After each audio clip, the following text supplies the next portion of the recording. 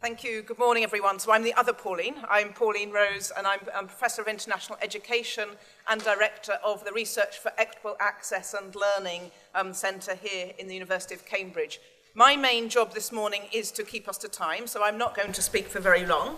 But I just want to, first of all, warmly welcome you, and I know that you'll be hearing other words of welcome. But I think this is a really exciting day and event celebrating the relationships between Cambridge and Africa.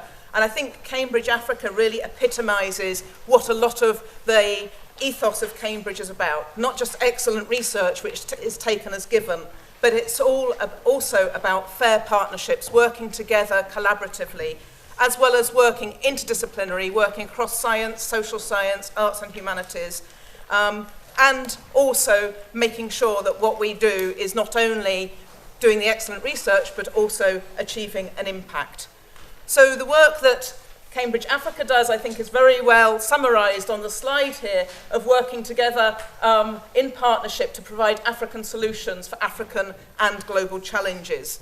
And our real centre, I think, has very close synergies with the ethos that Cambridge Africa has. We work currently across around 11 countries in sub-Saharan Africa in various ways with various programmes.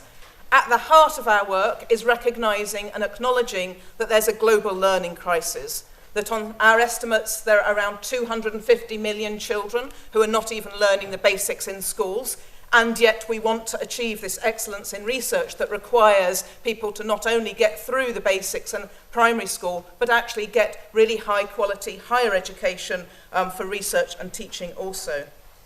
So we're working in partnership in each of the countries that we're working on various different projects aimed at looking at this in different parts of the education cycle. So we take a life course approach. So to give one example, some of you might have heard of CAMFED, a quite well-known NGO, non-governmental organisation that's based here in Cambridge, but has had long-standing programmes in countries in sub-Saharan Africa, starting in Zimbabwe on a small scale, but then expanding and rolling out to other countries in sub-Saharan Africa.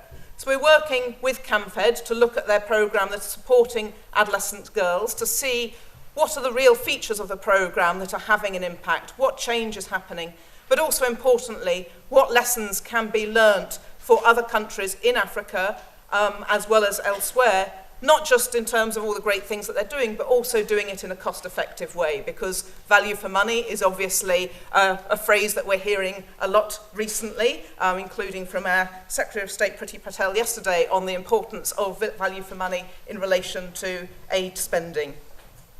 In addition to the work with CAMFED, we're working with a network of local NGOs in East Africa, in Kenya, Uganda and Tanzania, to look at, again, the extent to which not only is learning levels low, but also what we can do to change that.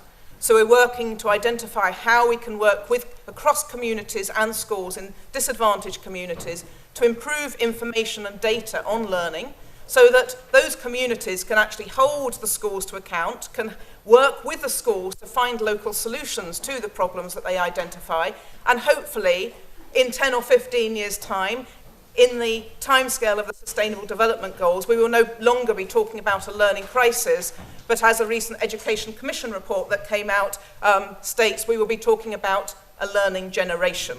So that is really at the heart of our work. We have many more examples, which I won't go into detail, but happy to talk to you further. But I think we're really here to talk about and hear about the Cambridge Africa programme. So without further ado, I'd like to hand over to Professor David Dunn, who is the director of the Cambridge Africa programme. Thank you.